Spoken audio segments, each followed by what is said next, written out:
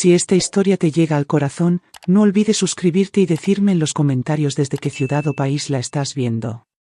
Tengo mucha curiosidad por saber dónde se escucha mi voz hoy. Era principios de primavera en la Ciudad de México, con esa belleza frágil que siempre acompaña al cambio de estación, gotas de lluvia resbalando por las jacarandas en flor, el aroma fresco de la tierra húmeda colándose por la ventana abierta de la cocina. ¿Alguna vez has vivido una situación que cambió tu vida para siempre? Déjanos tu comentario y hazte suscriptor porque esta historia te va a impactar de una manera que no esperabas. Había pasado la tarde preparando una cena de domingo de esas que aún creía que importaban: pollo asado con romero, puré de papa con ajo y un pay de limón que a Paloma le encantaba desde niña. Jerónimo puso la mesa mientras yo acomodaba los platillos, encontrando un pequeño consuelo en el peso de los cubiertos de plata contra la madera gastada del comedor. Cuando Paloma y Ulises llegaron, lo noté de inmediato. Su sonrisa no llegaba a sus ojos. Ulises llenó el aire con charlas triviales sobre el tráfico en el viaducto, pero ella no dejaba de mirar su celular, con las manos cruzadas con fuerza sobre su regazo. Jerónimo intentó hacerla hablar, pero ella respondía con frases cortas, como si cada palabra le costara más de lo que podía pagar. Nos sentamos y por un momento dejé que el ritmo de la comida nos guiara. Los platos pasaban, los vasos tintineaban y la lluvia golpeaba suavemente el cristal de la ventana. Le pregunté por su semana, por el proyecto que lideraba en el trabajo. Ella asintió, dijo un par de frases educadas y volvió a clavar la mirada en su plato. A mitad de la cena, justo cuando serví la salsa sobre las papas de Jerónimo, ocurrió. Paloma dejó el tenedor con un ruido seco contra la vajilla y me miró directo a los ojos. Su voz era firme, casi casual, pero sus palabras cortaron el aire como un cuchillo: porque es tu casa, pero no porque seas bienvenida. El comedor pareció hacerse más pequeño. Jerónimo se quedó inmóvil, con el cuchillo suspendido sobre el pollo. Ulises tomó su vaso de agua con los ojos fijos en la mesa. Sentí como el calor abandonaba mi rostro, reemplazado por algo frío y apretado en el pecho. Nadie se movió, nadie habló. La lluvia afuera llenó el silencio como una estática. Tragué saliva, intenté formular una pregunta, pero las palabras se me atoraron. En cambio, dejé la cuchara en el platillo, con los dedos temblando apenas lo suficiente para notarlo. Terminamos la cena entre retazos de conversación, ninguna sobre lo que acababa de pasar. Recogí los platos en silencio, apilándolos cuidadosamente en el fregadero, con el aroma a limón y azúcar del pay intacto flotando en el aire. Cuando la puerta se cerró tras ellos, la casa se sintió más pesada. Jerónimo se quedó en la cocina, abriendo la boca como para hablar, pero luego la cerró. Sabía que la noche sería larga. Me quedé despierta en la cama, mirando el techo, con el tenue resplandor de un farol en la calle cortando la habitación. Cada vez que cerraba los ojos, las palabras de Paloma regresaban, medidas, deliberadas, como si las hubiera ensayado. Porque es tu casa, pero no porque seas bienvenida. Pensé en la niña que solía acurrucarse a mi lado en el sillón, quedándose dormida con la cabeza en mi regazo. La niña que crié sola tras perder a mi primer esposo, Baltazar, por un infarto repentino. Había trabajado turnos nocturnos en una fonda, vendido el anillo de zafiro de mi abuela y saltado comidas para mantenerla en la escuela privada que tanto quería. Cada sacrificio valía la pena porque era por ella. A mi lado, Jerónimo se movió, sintiendo que estaba despierta. «Carmen», murmuró, «no dejes que lo que dijo te afecte. ¿Sabes lo tensa que ha estado últimamente?» Me giré hacia él en la oscuridad. Estar tensa es una cosa, Jerónimo. Esto fue otra cosa. Dudó, su respiración apenas lo suficientemente irregular para saber que había algo más. Tal vez, solo. No, lo interrumpí. Lo dijo con intención y quiso que lo escuchara exactamente así. Jerónimo buscó mi mano, pero me acerqué más a las sábanas. Sentía que me ocultaba algo. Años de llevar la casa sola me habían enseñado a leer los cambios más pequeños en el tono, las pausas que pesan más que las palabras. Me quedé despierta mucho después de que él cayera en un sueño inquieto. La lluvia había parado, dejando un silencio hueco que hacía mis pensamientos más ruidosos. Paloma lo había dicho con una certeza que no venía de un mal momento. Al amanecer tomé una decisión, fuera lo que fuera que quiso decir con que las cosas iban a cambiar, lo iba a descubrir y lo oiría de su boca, sin nadie más en la habitación. A la mañana siguiente encontré a Jerónimo en la cocina sirviendo café en su taza favorita, una con un pequeño desconchado. El aroma era cálido y familiar, pero no calmó la inquietud que me seguía desde la noche anterior. Me senté a la mesa con las manos alrededor de mi propia taza y esperé hasta que me miró. No vamos a fingir que anoche no pasó nada, dije. Exhaló lentamente, dejando la cafetera en la estufa. Carmen, tal vez solo. No, no lo suavices. Cada palabra fue intencional. Me incliné hacia adelante. Y creo que tú sabes más de lo que me estás diciendo. La mirada de Jerónimo se desvió hacia la ventana. Ese pequeño movimiento me dijo lo suficiente, estaba decidiendo cuánto admitir. Hace unas semanas empezó. Paloma vino mientras no estabas. Quería hablar del futuro. Mantuve la voz firme. ¿Qué futuro? Dijo que sería inteligente transferir la escritura de la casa ahora, así, si algo pasara, no habría complicaciones. Mis dedos apretaron la taza. ¿Transferir la escritura mientras estoy viva y perfectamente bien? Ella lo planteó como una precaución, Carmen, por tu bien. Sentí el ardor de las palabras más que el calor del café. ¿Y no pensaste en mencionármelo antes? No quería preocuparte, dijo en voz baja. Preocuparme no alcanzaba a describirlo. La casa no era solo madera y ladrillos, era el lugar donde había invertido años en restaurar, donde creía que la familia significaba seguridad. Saber que mi hija había estado discutiendo su futuro sin mí era como si el suelo se moviera bajo mis pies. Jerónimo buscó mi mano, pero la retiré. Su silencio estas últimas semanas había permitido que algo creciera en la sombra, y ahora necesitaba ver exactamente qué era. Esa tarde llamé a Renata, una vieja amiga que conocía a Paloma desde que usaba trenzas. Renata tenía un don para enterarse de cosas, en parte porque trabajaba en un café en Coyoacán, donde parecía pasar medio vecindario cada semana. Nos encontramos allí en una mesa apartada. Ella deslizó una taza humeante hacia mí antes de que pudiera pedir algo. Te ves como si hubieras cargado costales todo el día, dijo. Es Paloma, admití, removiendo el café. Algo está pasando. Jerónimo me dijo que ella habló de transferir la escritura de la casa. Necesito saber si has oído algo. Renata frunció el ceño y se inclinó hacia mí. No quería mencionarlo a menos que preguntaras, pero sí he oído cosas, sobre todo de Ulises. Dejé la cuchara con el pulso acelerándose. ¿Qué cosas? Bajó la voz. La semana pasada estuvo aquí con un amigo. No estaba espiando, pero no hablaban precisamente en susurros. Mencionó que estaban en apuros después de que una inversión salió mal. Algo sobre un proyecto en Puerto Vallarta, creo. Bienes raíces comerciales que no funcionaron. Perdieron un buen montón de lana. Mantuve el rostro sereno, pero mi estómago dio un vuelco. Renata continuó, luego dijo, y lo cito, cuando tengamos lo de la casa resuelto, podremos arreglar el flujo de efectivo. Las palabras cayeron pesadas entre nosotras. ¿Resuelto?, repetí lentamente. ¿Usó esa palabra? Asintió. Como si ya fuera un plan en marcha. Me recosté, sintiendo como el aire cambiaba a mi alrededor. La versión de Jerónimo era sobre planear el futuro, envuelta en preocupación y cautela. Pero esto era tapar un hoyo financiero, y mi casa no era su red de seguridad, era mía. Están atacando desde dos frentes, dije en voz baja. Paloma con el discurso emocional, Ulises con el motivo económico.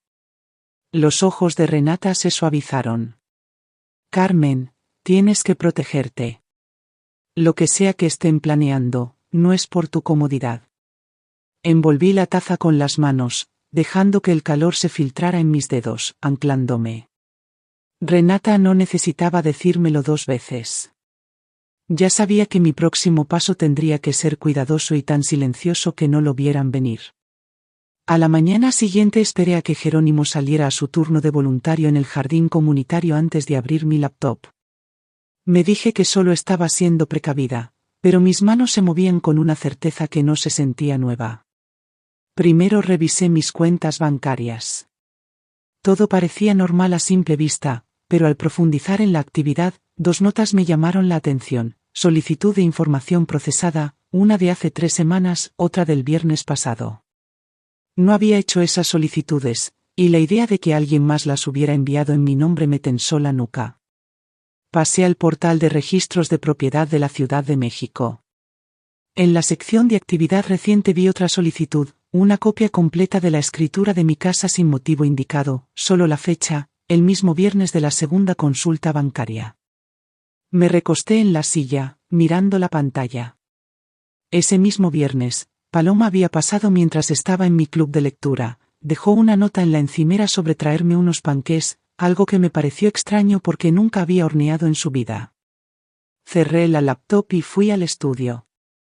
El escritorio de Jerónimo era el espacio de un hombre ordenado, papeles apilados en perfectos cuadrados, plumas alineadas.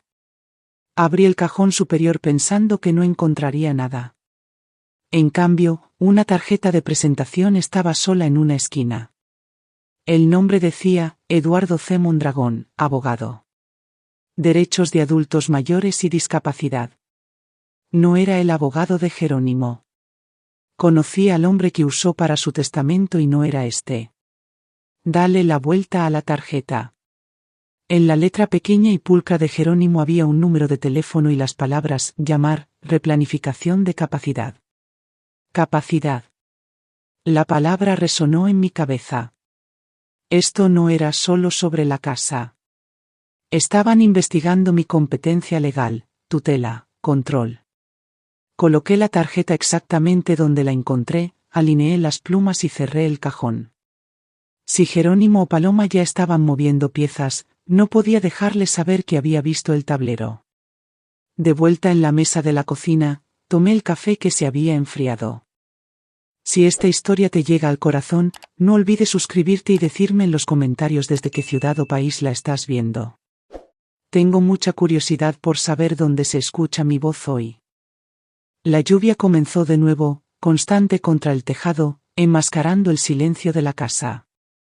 En ese sonido me hice una promesa: fuera lo que fuera que estuvieran planeando, sabría cada detalle antes de que hicieran su próximo movimiento. No perdí tiempo. A media mañana estaba en la oficina de Ignacio Rivas, con el familiar aroma a cuero y papel calmándome. Ignacio había manejado la venta del negocio de mi difunto esposo hacía años y se ganó mi confianza con su manera tranquila y metódica de trabajar. Le conté todo: el comentario de Paloma en la cena, la confesión de Jerónimo, la conversación que Renata escuchó, las solicitudes no autorizadas de mis registros y la tarjeta del abogado en el escritorio de Jerónimo. Ignacio escuchó sin interrumpir, tomando notas en su letra precisa y cuadrada. Cuando terminé, se recostó. Carmen, esto no se enfrenta a medias. Necesitas 2 cosas de inmediato: proteger tus activos y pruebas documentadas de tu capacidad mental. Explicó las opciones: poner mi casa y cuentas bancarias en un fideicomiso revocable bajo mi control total, actualizar mi poder notarial para que nadie pudiera tomar decisiones sin mi consentimiento explícito y obtener una evaluación médica notariada que certificara mi competencia. Con eso en orden, pueden hablar de tutela todo lo que quieran, pero no tendrán sustento, dijo. Pregunté si debía confrontarlos ahora. Ignacio negó con la cabeza. Aún no. Si muestras tus cartas antes de tener pruebas, ajustarán su estrategia. Déjalos pensar que no sospechas nada. Salí de su oficina y me quedé un momento en el coche antes de sacar mi celular. Llamé a Soledad, mi prima en Veracruz. Ella había trabajado como secretaria en un juzgado de sucesiones durante 30 años y había visto familias destrozadas por mucho menos que una casa. Cuando le conté lo que pasaba, no sonó sorprendida. Las leyes de tutela están para proteger, Carmen, pero las he visto usadas para despojar a alguien de todo.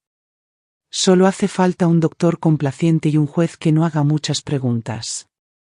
El nudo en mi pecho se apretó. Puedo vigilar los registros en tu alcaldía, ofreció Soledad. Si intentan presentar algo, lo sabrás antes de que sea oficial.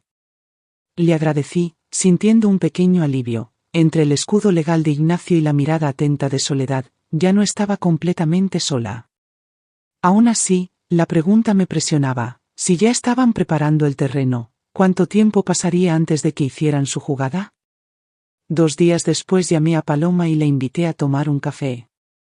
Mantuve la voz ligera, con ese tono casual que una madre usaría para suavizar una noche tensa. Aceptó sin dudar, y para cuando llegó, la cocina olía a canela y café recién hecho. Ya había colocado mi celular en la encimera, inclinado justo para grabar en silencio con la aplicación activada. Me dije que era solo una precaución, pero mi corazón sabía más. Hicimos charla ligera al principio, su trabajo, el clima, un nuevo restaurante tailandés que ella y Ulises habían probado. Luego, suavemente, llevé la conversación al tema que quería. ¿Sabes? Jerónimo mencionó que has estado pensando en el futuro, dije, envolviendo la taza con las manos. ¿Qué tienes en mente exactamente? Sus hombros se relajaron, como si hubiera esperado que lo mencionara. Es solo por simplificar, mamá. Tienes muchas cuentas y la casa. Bueno, podría tener sentido ponerla a mi nombre ahora. Así todo será más fácil después. Incliné la cabeza, manteniendo un tono cálido. ¿Fácil para quién? Para todos, dijo rápido. Es que nunca sabes qué puede pasar, y esto evitaría todo ese rollo engorroso de la sucesión. Es lo más inteligente. Asentí lentamente, como si lo considerara. ¿Y cómo empezaríamos algo así?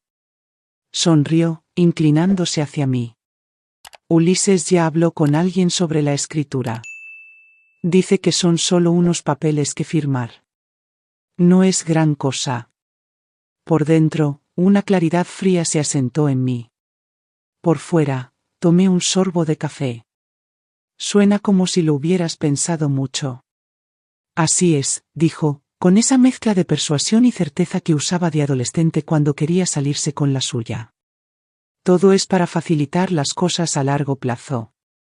La dejé seguir hablando, haciendo preguntas suaves y abiertas. Cada respuesta capturada por el dispositivo a mi lado. Ella creía que me estaba convenciendo. En realidad, cada palabra era un ladrillo en el muro que estaba construyendo entre nosotras. A la mañana siguiente volví a la oficina de Ignacio Rivas con la grabación de mi celular sonando suavemente entre nosotros. No dijo mucho hasta que terminó. Luego dio un pequeño asentimiento decidido. Esto es suficiente para justificar actuar ahora. Para el mediodía había firmado los documentos para poner mi casa, cuentas bancarias e inversiones en un fideicomiso vivo. Conmigo como única fiduciaria y sin sucesor nombrado, Ignacio presentó todo discretamente, los papeles manejados por su asistente más confiable. Nadie fuera de esta oficina necesita saber, dijo. De ahí fui a la clínica de mi doctor. El doctor Salcedo me había atendido por más de una década y no dudó cuando le pedí una evaluación cognitiva completa. Hicimos ejercicios de memoria, pruebas de razonamiento y escenarios de resolución de problemas. 1 hora después, él mismo firmó la declaración notariada, afirmando mi capacidad mental en términos claros. Doblé el documento en mi bolso como si fuera una armadura. Esa tarde hice una parada más, fuera de los límites del papeleo legal. Llamé a Francisco Dueñas, un viejo conocido de la Cámara de Comercio que ahora manejaba préstamos comerciales. También era uno de los acreedores de Ulises. Cuando contestó, mantuve un tono cordial. Francisco, supongo que tienes algo comprometido con Ulises en ese proyecto de Puerto Vallarta. Una pausa. Y entonces quise avisarte, dije con calma, que lo que sea que él esté contando de mí no va a suceder. Mis activos están ahora legalmente fuera de su alcance. No quisiera que hagas planes basándote en promesas que no puede cumplir. Francisco exhaló lentamente. Eso es bueno saberlo. Muy bueno saberlo. Terminé la llamada sabiendo que el mensaje llegaría exactamente a donde quería. Para cuando regresé a casa, el fideicomiso estaba presentado, mi capacidad certificada y una semilla de duda plantada en el campo de Ulises. El tablero estaba dispuesto de manera diferente ahora, y el siguiente movimiento era de ellos. La mañana siguiente fue inusualmente tranquila. Estaba enjuagando mi taza de café cuando Jerónimo, parado junto a la ventana principal, dijo en voz baja: «Paloma está aquí». Miré hacia afuera. Su coche estaba estacionado al otro lado de la calle con el motor apagado, pero no salía. Se quedó ahí varios minutos con la cabeza inclinada hacia su celular antes de arrancar y marcharse sin tocar. 2 horas después, mi celular sonó. Su nombre iluminó la pantalla. Dejé que vibrara 2 veces antes de contestar. «Mamá». Su voz se quebró, cargada de lágrimas. «Mamá, ¿qué hiciste?». Mantuve el tono firme. Solo me aseguré de que nadie pueda tomar decisiones por mí sin mi consentimiento. Hubo un silencio, luego una inhalación brusca. «No es así. Todo esto es un malentendido. Solo queríamos». «Ya escuché lo que querían», dije con calma, y me protegí. «Eso es todo». Su respiración se entrecortó, los sollozos atrapados en su garganta. «Estás torciendo todo. Ulises y yo solo queríamos ayudar. ¿Por qué no nos das siquiera una oportunidad de explicar?». «He oído las explicaciones, Paloma». Mi voz se suavizó lo justo para quitar el filo a las palabras. «Pero no se olvidan. Algunas cosas no se arreglan con una plática». Ella empezó a decir algo más, pero presioné el botón de finalizar antes de que la conversación volviera a caer en persuasiones y excusas. La cocina quedó en silencio otra vez. Jerónimo estaba en la puerta con una expresión ilegible. Dejé el celular, vacié el resto del café en el fregadero y comencé a cargar el lavavajillas. El fideicomiso estaba en orden, las evaluaciones estaban archivadas, la línea estaba trazada. Ahora, lo entendiera o no, las reglas entre nosotras habían cambiado para siempre. En las semanas siguientes, el aire en la casa cambió. La tensión que había impregnado cada rincón se aligeró, no porque el problema hubiera desaparecido, sino porque había trazado una línea que no se cruzaría. Paloma seguía llamando de vez en cuando con un tono cuidadoso, sus palabras elegidas con precisión. No la excluí, pero ya no dejé la puerta abierta de par en par para que entrara a su antojo. Jerónimo, tras unos días de distancia silenciosa, comenzó a hablar más abiertamente. Una noche durante la cena, admitió: «Debí decírtelo antes. Pensé que evitaba una pelea, pero ahora veo que dejé que algo creciera en la oscuridad». No era una excusa, pero era el reconocimiento que había esperado. Desde entonces se ha esforzado por estar a mi lado, no en medio. Mis días comenzaron a sentirse diferentes.